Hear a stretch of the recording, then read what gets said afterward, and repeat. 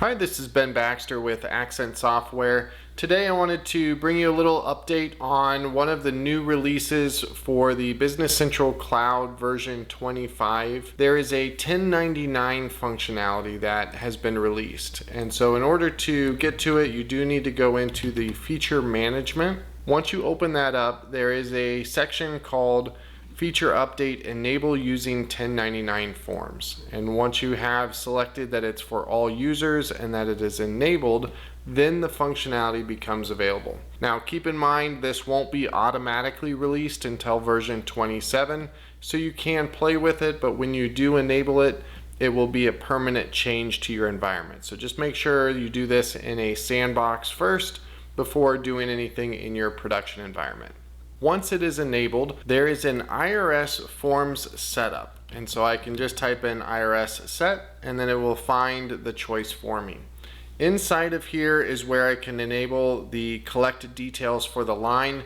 There is a warning when you turn this on for the first time that tells you that it will take up additional usage within your environment. So you do need to be aware of that. You can turn this on at a later time as well. It is recommended to have it on so that you have all the information available to you, but you do have an option of turning that off. And then you have the ability to protect the TIN for both your vendors and companies that you work with. So this just puts an encryption on the data, so when it's printed on the report that it is a truncated version or an encrypted version of that company identification. You do want to check the email content setup to make sure that you have it where it will have the correct subject line and email body for the emails when they go out. Now, in order for the 1099 emailing to work, you do have to have an email account set up within your environment and the emailing enabled. So you do want to make sure that those are in place first, but this is where you can control both the subject and the body. Once that is set up, then everything else is controlled within this IRS reporting periods. It's kind of like the launch point for everything about these 1099 setup. So in my case, I have the reporting periods. I have 3 years set up. You can control the start and end dates and then just give it a description that matches whatever the period is. Once I have one set up, and generally there will be one set up, you will have forms in periods. So this is a counter of how many 1099 forms that you are going to use within that calendar period. And so I can get to it by this forms button up at the top, and it will show me that I have the DIV, the INT, miscellaneous, and NEC. So those are all forms that I have set up. Now within each of these forms, you can control the boxes. And so if I click on the 17 for the DIV one, I can see here's the boxes and what they are calculating. And then it's not the amounts here, but rather the minimum reportable amount. So this is what the system needs to see in order to fill any kind of detail into that form. This changes over time. So back in 2021, I believe it was, the miscellaneous form had a excess golden parachute payment. This used to be box 13, now it's box 14. So those are changes that you can see over time. In the past, we would never see that. The information would simply be updated. Now you can at least see a history if you wanted to, as these changes, the form boxes that I'm filling in, are specific to the calendar year. So when I click on 2024 and click on forms, while my list is the same, my box counts and things like that could be different from year to year. Once I have established what the forms are and the boxes for those forms, then I need to establish the vendors. Now, if you already have this on your vendors, when you enable this, it will generally write the information over to your vendor. If you don't, that is okay. So if there's a brand new 1099 functionality that you're adding, when you establish a vendor, what it will do is it will give you an option to propagate and go back to that vendor's both purchase documents and ledger entries and update those transactions with the 1099 information.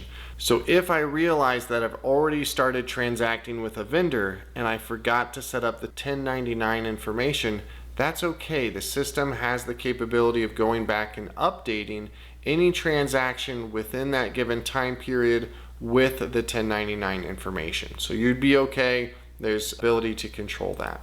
Once I have it set up, so for a specific vendor, in this case I have the miscellaneous and box number 4, I can see that gets written to the vendor. So as soon as I add it to the list, then it will be in here on the IRS 1099 forms. You'll notice you don't change it here. It drives you back to the IRS setup pages. And then again, once you've got your vendors listed, you can propagate. When you do, it gives you the option again for both purchase documents and for the vendor ledger entries within the given period. Now, if you realize that it has written too much information, there's also the ability to make adjustments. So for this given time period, and I think I did it in 2023, there is an adjustments option. And so I can come in and say, okay, vendor 40,000 has an adjustment of -1234 in this case for their 1099 report. And that will actually show in the calculation for it.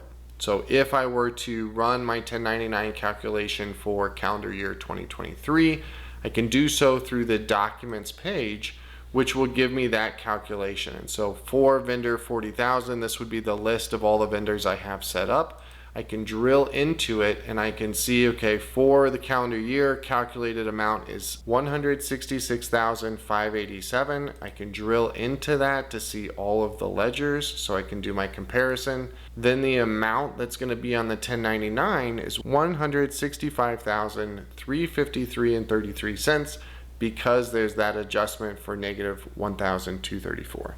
So all of that information will be nicely displayed here so I can see it. I do need to make sure that in order to either send or print, that my status is in released stage. So once I have that set, I can test my print, which would be the same thing as the send email, and I can select what version of the 1099, either the copy B or the copy 2, and then the copy C being for our internal records. So I can print or email and then select what record or report I'm going to actually send to them. There is also a form of this coming. I don't know if it's in the system yet for the online filing of this through the IRS's website, but that is going to be released in an updated version of this functionality. If you have questions on this or anything else related to Business Central, please reach out to the Accent Software support team.